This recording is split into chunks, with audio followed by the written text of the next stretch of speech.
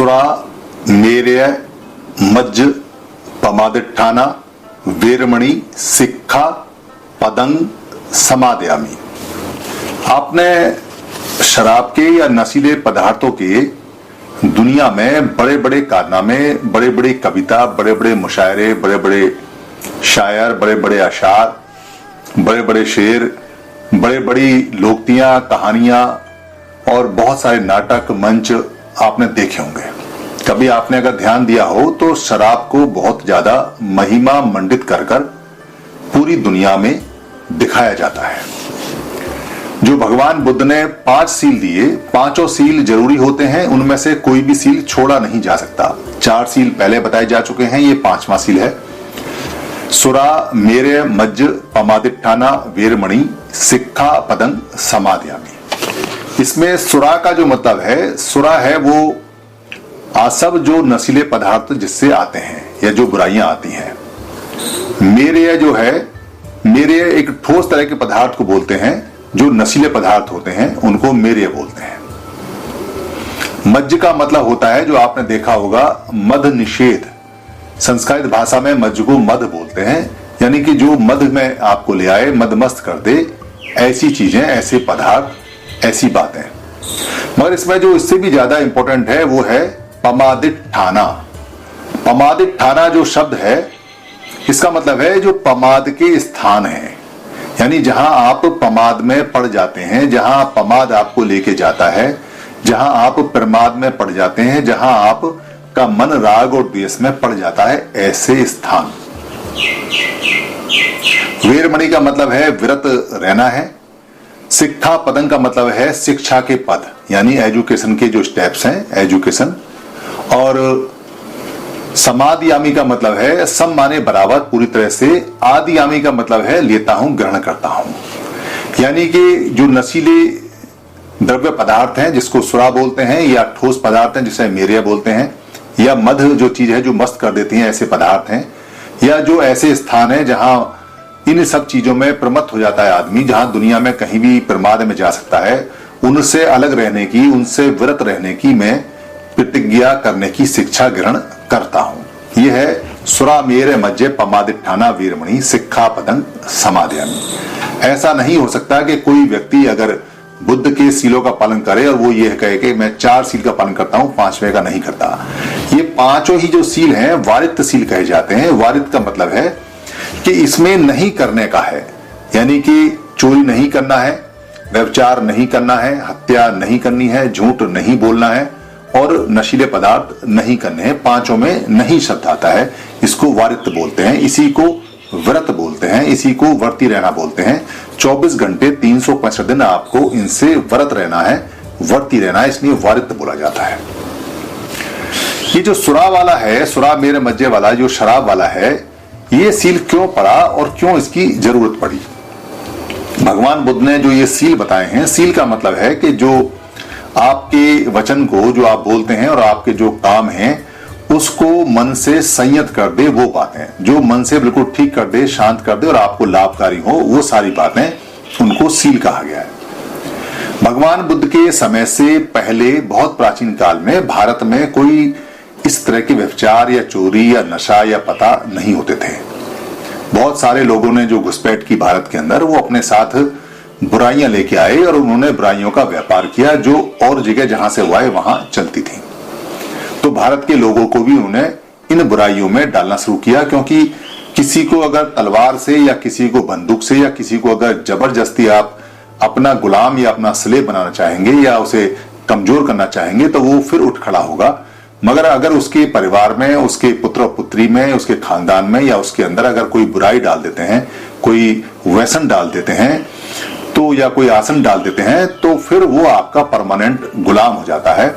और वो इतना गुलाम हो जाता है कि उस गुलामी के चक्कर में वो अपने बीवी बच्चों को भी आपको दे जाएगा, अपना पैसा, अपना रुपया, अपना खेत, अपना जमीन जायदाद, यहां तक कि वो आपकी बेगार भी करेगा अगर वो इन व्यसनों में पड़ जाता है। इसलिए उन दिनों शराब का चलन, सुरा का चलन या मेर्य का चलन या मज्ज का चलन या ऐसी प्रमाद की चीजें, प्रमाद में बहुत सारी चीजें आती हैं। जैसे प्रमादी का जो मतलब होता है कि जिस चीज का आपको लत या राग लग जाए, ऐसी चीज, बहुत सारी चीज उसमें उस समय आती हैं। तो उस सारी चीजों की आदत भारत के लोगों को डाली गई और भारत के लोगों को फिर जंजीरों में बांधने की जरूरत नहीं पड़ी। वो सारे के सारे परमानेंट गुलाम हो गए उन लोगों के जो लोग बाहर से घुसपैठ करके आए और इन बुरी आदतों को लेके आए। इसलिए ये बुरी आदतें भगवान बुद्ध के समय में लगभग सारी छोड़ी गई। जो ये कहते हैं, क्योंकि बार बार मन में डाला जाता है कि शराब चीज ही ऐसी है कि ना छोड़ी जाए, ये बार बार मन में इसलिए डाला जाता है कि आपको लगे कि शराब बहुत बढ़िया चीज है या बहुत बड़ी इसकी आदत है जो छूट नहीं सकती। जैसा कि कोरोना के समय में आप देख रहे हैं कि जितने भी लोग थे शराब पीने वाले या सिगरेट पीने वाले या नशा पता करने वाले, जिनको मिली उन्होंने अपनी जरूरत पूरी करने के लिए, इस आदत को पूरी करने के लिए इस्तेमाल किया, या जिन्होंने बहुत ऊंचे दामों पर चोरी छुपे लिया उन्होंने किया, और जिनको नहीं मिली उन्हें कोई आदत भी नहीं पड़ी, यानी कि उनकी छूट गई आदत। बहुत लोगों की आदत छूट गई और जब अवेलेबल होगी तो फिर वो उसकी तरफ मन करेगा और हो जाएगा। ये बेसिकली काम कैसे करती है, अगर ये समझ लें कि ये आदत काम कैसे करती है तो इसे छोड़ना आसान होगा।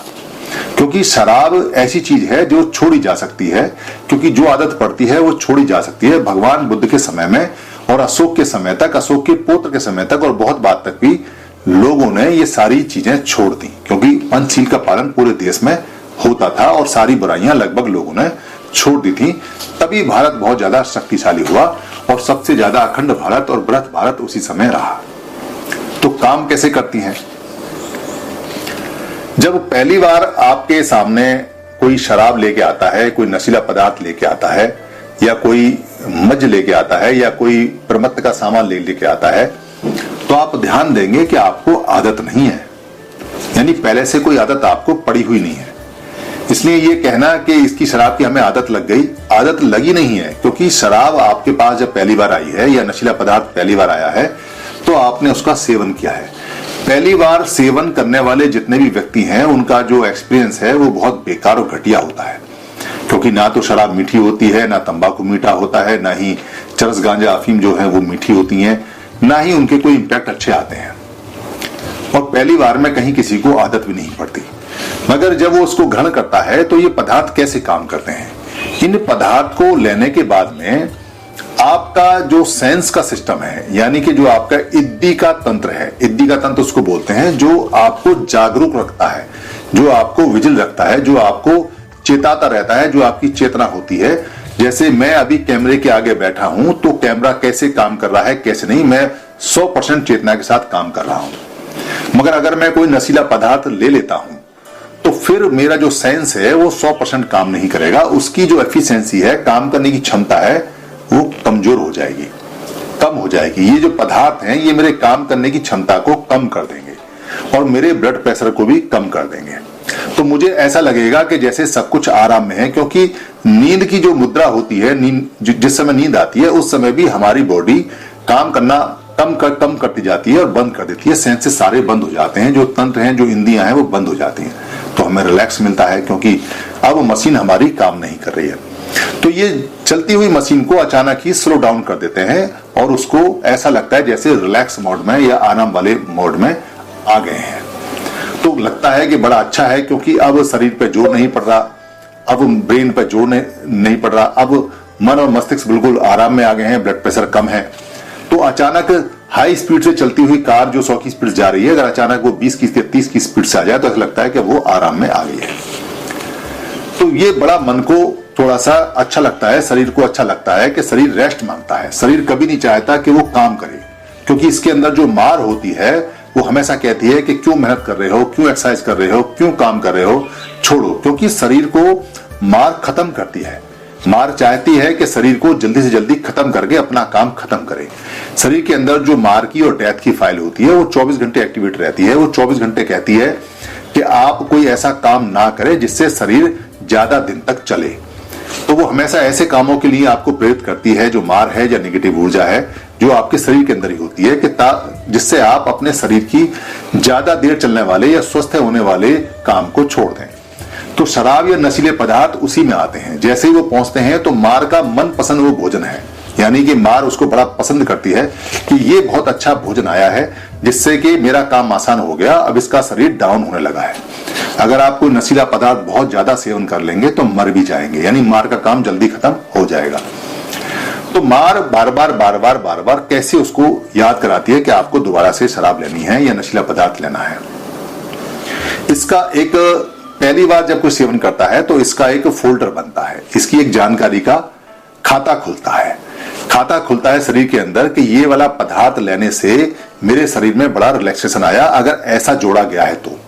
और जो लोग ये सोचते हैं और ये समझते हैं और ये जानते हैं कि ये पदार्थ लेने के बाद मेरा शरीर डाउन हो गया और मेरे शरीर में ये कमी आ गई, मेरे शरीर में दर्द हुआ, मेरे पेट में दर्द हुआ, मेरा ब्रेन काम करना कम किया, मेरा जो खून का दौरा है, जो ब्लड का प्रेशर है वो बड़ा कम हो गया, मेरी ऊर्जा कम हो गई, मैं काम नहीं कर पाया, मैं पढ़ नहीं पाया, मैं लिख नहीं पाया, वो अपने फोल्डर में लिखते हैं कि ये पदार्थ खराब है, ये पदार्थ नहीं लेना है।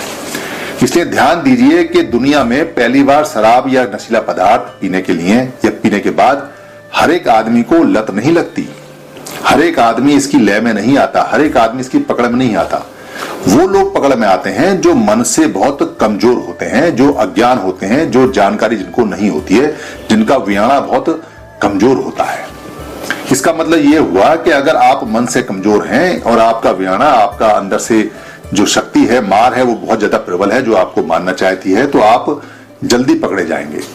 तो शराब जैसे ही जाती है तो उसकी जानकारी कोड पूरा बनता है कि इसने ये काम किया, इसने ब्लड प्रेशर कम किया, इसने बॉडी को शिथिल किया, शांत किया, इसने रिलैक्सेशन की फीलिंग दी, या इसने शरीर को खराबी आई या चक्कर आए या पेट में दर्द हुआ या पेचिस हुई या दस्त लगे या लैट्रिन में लूज मोशन आए या पेट में ऐंठन हुई या ब्लड प्रेशर ऊपर हुआ या नीचे हुआ या शरीर में घबराहट हुई या तबीयत खराब हुई, ये सारी चीजें शरीर रिकॉर्ड करता है और रिकॉर्ड करने के बाद उस फोल्डर में डाल देता है। अब आपको जब भी दोबारा शराब या नशीला पदार्थ या सिगरेट या तंबाकू या अफीम, चरस, गांजा दिखाई देगा तो आपका वो फोल्डर एक्टिवेट होगा, वो खुलेगा। खुलने के बाद में अगर आपने उसमें ये जोड़ा है कि ये मुझे अच्छा लगा तो आपको दोबारा चाहिए, और अगर आपने ये जोड़ा है कि ये मुझे अच्छा नहीं लगा तो आपको उससे नफरत हो जाएगी, आप उसकी तरफ देखेंगे नहीं बल्कि उसको फेंक देंगे, उसको तोड़ देंगे, उसको खत्म कर देंगे। मगर आपका मन इस बात को जानता है कि ये पदार्थ ठीक नहीं है, क्योंकि जो लोग अपने फोल्डर में ये जुड़े होते हैं उनका कॉन्शियस माइंड ये बताता है कि शराब पीना ठीक नहीं है। दुनिया में एक भी व्यक्ति ऐसा आपको नहीं मिलेगा जो चाहे बेशक शराब, नशीले पदार्थ लेता हो या ना लेता हो, जो ये कह दे कि ये पदार्थ मैं ले रहा हूं और ये अच्छा है। अगर अच्छा पदार्थ होगा तो वो अपने पुत्र को और पुत्री को जरूर पिलाएगा और अपने बच्चे को जैसे ही पैदा होगा वैसे जरूर देगा, मगर कोई दुनिया में किसी को शराब ना देता है ना पिलाता है। ये इसकी खास बात है। इसका मतलब ये बुरी चीज है और बुराई की सामान है। तो जब मन बार बार इसको मांगता है तो उसको राग बोलते हैं, राग बोलते हैं। ये राग आपके शरीर में आ जाता है। इस राग की वजह से आपको शराब अच्छी लगती है। बाकी शराब की इतनी ज्यादा महिमा मंडित की जाती है, नशे के पदार्थ की इतनी ज्यादा महिमा मंडित की जाती है कि जो ना भी लेने वाले हैं वो भी इसको ट्राई करने के लिए कोशिश करते हैं कि ये है क्या, इसको देखें, ये क्या कैसे काम करता है, क्या क्या चीज है। तो शराब कहीं आपके अंदर जरूरत का सामान नहीं है, वो सिर्फ एक राग है जो आपके अंदर फाइल और फोल्डर बना हुआ है। अगर आप उसको ध्यान से देखेंगे, क्योंकि शरीर को शराब की आवश्यकता, शरीर को नशे के पदार्थ की आवश्यकता नहीं होती है। जो नशे के पदार्थ की आवश्यकता होती है वो पहले मन मांगता है, यानी मन में आता है कि ये सेवन करना है या नहीं, ये पीना है या नहीं, ये खाना है या नहीं। अगर मन से आपने उसको मना कर दिया, रिजेक्ट कर दिया, तो फिर शरीर को आवश्यकता नहीं है। मगर अगर आपने मन में इसको बार बार रिपीट किया कि मुझे तो बड़ा अच्छा लगा, मुझे तो बहुत अच्छा लगा, मुझे तो चाहिए चाहिए चाहिए, तो इसको लत बोलते हैं, इसको राग बोलते हैं। ये बड़ा होता जाता है, ये बीमारी बन जाता है। उसके बाद फिर आप अपने बच्चों को बेचेंगे, अपने घर का सामान बेचेंगे, अपनी ज्वेलरी बेचेंगे, अपनी जो बची हुई सारी चीजें उनको बेचेंगे, और इसमें बड़े बड़े अच्छे के घर बर्बाद हो जाते हैं और शरीर साथ में खराब होता है। क्योंकि शराब का एक सिंगल भी फायदा नहीं है जो शरीर को होता हो। कोई कहता हो कि शराब से गर्मी मिलती है, ये बिल्कुल झूठ बात है। जितना गर्म पानी पीने से गर्मी मिलती है उससे कम शराब से गर्मी मिलती है, क्योंकि अल्कोहल टूट के ग्लूकोज में बदलता है। गर्म पानी पी लेंगे तो उससे भी आपको एनर्जी तुरंत मिल जाएगी, तुरंत शरीर आपका गर्म हो जाएगा, शराब से भी ज्यादा। आप इसका एक्सपेरिमेंट करके देख सकते हैं। मगर मन अगर आपका बार बार ऐसा कहता है, क्योंकि लोगों को ये पता नहीं है कि शराब काम कैसे करती है। लोगों को इतना ज्यादा इसको महिमा मंडित किया जाता है, खास तौर से पुरुषों के अंदर यानी मेल के अंदर, कि उनको लगता है कि शराब बहुत बढ़िया चीज है। जो शराब पीता है उसकी बड़ी आलीशान बात होती है, ज्यादा पिएगा तो ज्यादा बात होगी, महंगी पिएगा तो बड़ा रॉयल हो जाएगा। और शराब बेचने वाली जो कंपनियां हैं उनके मुनाफे सैकड़ों गुना होते हैं। एक एल्कोहल 1 लीटर की जो पैदाइश है वो 10-12 रुपए में हो जाती है, मगर उसे एक चमकदार बोतल में अटैचमेंट के साथ में वो 2000, 5000, 3000, 2000, 80000, 20000, 30000 जो कीमत चाहे उसकी ले सकते हैं। जितना उसको महिमा मंडित करते हैं उतना ही ज्यादा। यही ठीक तंबाकू का और नशीले पदार्थों का बाकी का है। इस पूरे धंधे में इतना ज्यादा पैसा है, इतना ज्यादा पैसा है कि लोगों को जबरदस्ती प्लेस किया जाता है, बताया जाता है कि इसका सेवन करो। इसको बहुत ग्लैमराइज करके दिखाया जाता है पिक्चरों में, नाटकों में, पोस्टरों में, एडवर्टाइजमेंट में, ताकि आदमी को इसकी जिज्ञासा लगे, उसके सामने बार बार पोस्टर आए, उसको लगे कि इसे पीना बड़े शान की बात है, बड़ी इज्जत की बात है, बहुत बड़ा स्टेटस हो जाएगा, बहुत बड़ी मान्यता हो जाएगी। और कई बार बच्चों के मन में आता है कि ये बड़ों का काम है, अगर इसे हम पिएंगे तो हम खुद बड़े हो जाएंगे। इस तरह से ये पूरी दुनिया को ये जबरदस्ती कुछ लोग जो इसका मुनाफा कमाते हैं, इसका पैसा कमाते हैं, वो इसके धंधे के लिए पूरी दुनिया को ये जहर बांटते हैं। मगर ये किसी को नहीं छोड़ता, क्योंकि ये समानता पे आधारित है। उनके खुद के बच्चे भी जो शराब पीते हैं, क्योंकि भगवान बुद्ध ने जो अपना 8 अंगों का मार्ग है उसमें कहा है सम्यक आजीविका, यानी कि अगर आप अपने कमाने को, धंधे को सही नहीं रखेंगे और किसी को पाप कर्म में डाल के पैसा कमाएंगे तो आपके बच्चे जीवन भर इसका दुख पाएंगे, आपकी पीढ़ियों की पीढ़ियों इसका दुख पाएंगे। इसलिए शराब बेच के या शराब की परमिशन देके या शराब को अलाउ करके जो लोग ये सोचते हैं कि हमने कोई अच्छा काम किया है, किसी को मारना या मारने का सामान पिलाना या उसके घर को बर्बाद करने का सामान पिलाना या उसको खत्म करने का सामान पिलाना कभी भी अच्छा काम नहीं हो सकता। इससे देश भी बर्बाद होता है, व्यक्ति बर्बाद होता है, परिवार बर्बाद होता है, समाज बर्बाद होता है। और जो पैसा अगर कोई कमाता है तो वो भी बर्बाद होता है, क्योंकि इतने ज्यादा लोग इससे बीमार रहते हैं, इतनी ज्यादा तोड़फोड़ होती है, इतनी ज्यादा क्राइम होता है कि सारा जो सामाजिक सिस्टम है वो उस पैसे के आगे बिल्कुल बेकार हो जाता है, उससे ज्यादा पैसा खर्च होता है। आप इसको ऐसे समझ सकते हैं कि कोई शराबी शराब पीता है तो पहले पैसा बर्बाद करता है, उसके जब बाद उसका घर बर्बाद होता है क्योंकि उसके घर में अशांति रहती है, उसके बच्चे बर्बाद होते हैं क्योंकि वो अपने शराबी बाप को ना इज्जत देते हैं और ना ही उसको कोई बात उसकी मानते हैं। उसके बाद में जब वो बीमार होता है तो उसका पैसा बर्बाद हो जाता है और मरने के बाद भी उसे इज्जत नहीं मिलती। कहते हैं कि वो साला शराबी था, मर गया, यानी साला शराबी फ्री में गाली देके उसको नवाजा जाता है और कोई उसकी मरने के बाद भी इज्जत नहीं करता। तो इससे कोई फायदा नहीं है, ना सामाजिक है, ना आर्थिक है, ना राजनीतिक है, ना धार्मिक है, ना ही किसी देश को है। हाँ, अगर किसी देश की प्रजा को गुलाम बनाना हो, किसी देश को बर्बाद करना हो, किसी देश को खत्म करना हो और किसी देश को आगे ना बढ़ना हो तो शराब को जरूर बेचना चाहिए और खूब बड़ा चढ़ा के बेचना चाहिए, क्योंकि शराब बेचने से कुछ पैसा देश को लगता है कि आ जाएगा, मगर उससे ज्यादा उसका पैसा हॉस्पिटल में, उससे ज्यादा पैसा उसका पुलिस की कार्रवाई में, उससे ज्यादा पैसा उसका अदालतों की कार्रवाई में, उससे ज्यादा पैसा उसके जो बच्चे बिगड़ते हैं उनको ठीक करने में, उससे ज्यादा पैसा जो पूरे मोहल्ले में अशांति होती है उसको ठीक करने में चला जाता है। इसलिए वो पैसा भी कामयाब नहीं होता, बल्कि और पैसा खर्च हो जाता है। ये बुराई है, बुराई जहां भी जाएगी बुरा काम ही करेगी, अच्छा काम नहीं कर सकती। शराब के बारे में आप किसी भी व्यक्ति से ये नहीं कह सकते कि ये बहुत अच्छी चीज है। अगर ये बहुत अच्छी चीज होती तो बच्चे को पैदा होते ही शहद नहीं खिलाया जाता, शराब पिलाई जाती। मगर कोई भी व्यक्ति, चाहे बेशक वो शराब पीता हो, अपने बच्चे को पैदा होते ही शहद चटवाता है, शराब नहीं चटवाता कभी भी। और शराबी खानदान में शराबी भी अपने बच्चों की शादी करना पसंद नहीं करता, यानी कि दो शराबी आपस में रिश्तेदार बनने को तैयार नहीं है, क्योंकि शराबियों में शादी कौन करेगा। इसलिए शराब एक ऐसी बुराई है जो हमेशा चंद लोगों को फायदा देती है, पैसे का, सामाजिक फायदा उनको भी नहीं है, क्योंकि शराब बेचने वाले को भी इज्जत की निगाह से नहीं देखा जाता, जो दुकान पर शराब बेचते हैं उनको भी अच्छी निगाह से नहीं देखा जाता। बुराई तो बुराई है, जहां टच करेगी, जिसके पास भी जाएगी उसको बुराई ही करेगी और उसको खत्म कर देगी। इसलिए भगवान बुद्ध ने अपने 5 सीलों में ये सील 5वां दिया। ये इसलिए दिया क्योंकि उस समय बहुत सारे लोग इन व्यसनों में पड़े हुए थे और भगवान बुद्ध ने प्रयास किया और मेहनत की और लोगों को पढ़ाया और समझाया और दिखाया कि देखो शराब कैसे नुकसान करती है, आओ यही पस्सी को आओ, विपස්සना करो और देखो कि शरीर को कैसे प्रभावित करती है। जब कोई व्यक्ति नशीला पदार्थ लेता है तो उसका शरीर उसके सामने ही मरना शुरू हो जाता है, क्योंकि मरने की अवस्था और शराब पीने के बाद की अवस्था एक है। जब आदमी मरता है तब भी उसका शरीर कमजोर होता चला जाता है, और जब शराब पीता है तब भी उसका शरीर कमजोर होता चला जाता है। ये बात जिसको एहसास हो जाती है वो जीवन भर के लिए शराब छोड़ देता है। शराब में जो लोग ये कहते हैं कि नशीले पदार्थ या शराब या इसकी बहुत ज्यादा तारीफ करते हैं या मेडिकल साइंस में बताते हैं, मेडिकल साइंस में एक सिंगल लाइन नहीं लिखी हुई कहीं जो इस बात को कह दे कि शराब शरीर के लिए ठीक है। एल्कोहल और केमिकल रिएक्शन में काम आ सकता है। एल्कोहल से बहुत सारी चीजें आ सकती हैं। एल्कोहल को आप जलाएंगे तो आप हाथ सेक सकते हैं, एल्कोहल का एक हीटर बना सकते हैं, लाइट जला सकते हैं, एल्कोहल से कार चला सकते हैं, या होम्योपैथी की दवाइयों में सब में एल्कोहल होता है, उसमें डाल के संरक्षित कर सकते हैं। एल्कोहल के बहुत इस्तेमाल हो सकते हैं, मगर एल्कोहल को शरीर के अंदर डालने का प्राकृतिक नियम नहीं है। प्रकृति ने एल्कोहल को शरीर के अंदर डालने का नियम ही नहीं बनाया। अगर ऐसा बनाया होता तो कहीं ना कहीं एल्कोहल अपने आप पैदा होता, जो मनुष्य ने या जानवरों ने उसको पी के बहुत पहले से डेवलप किया होता। इसलिए एल्कोहल जहर होता है।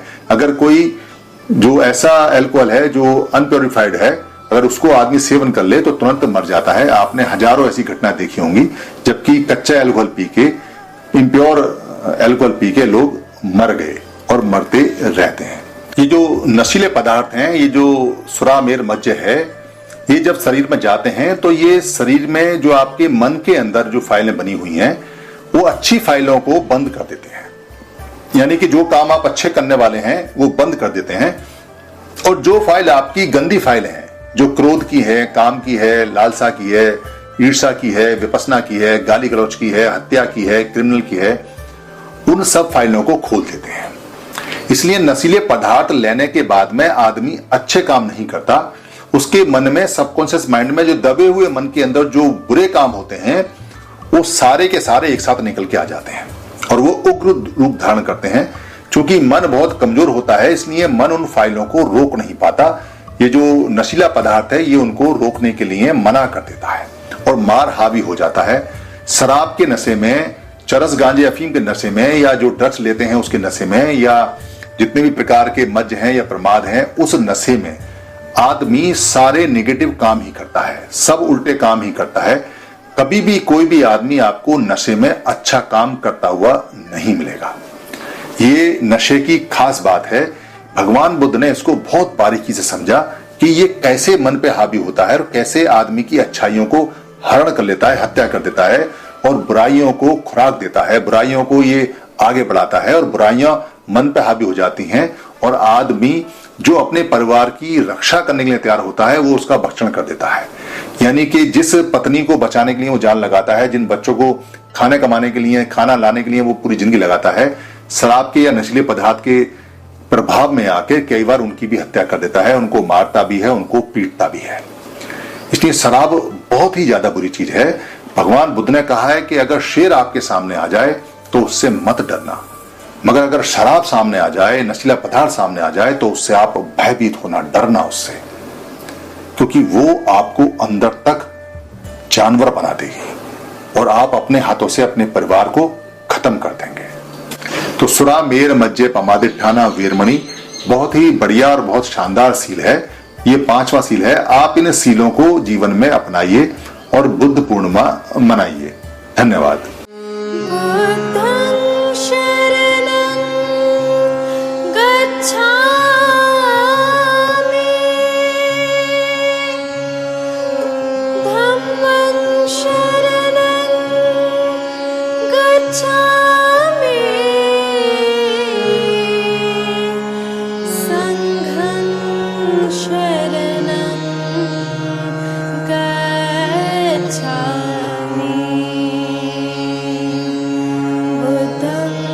शरणं गच्छामि।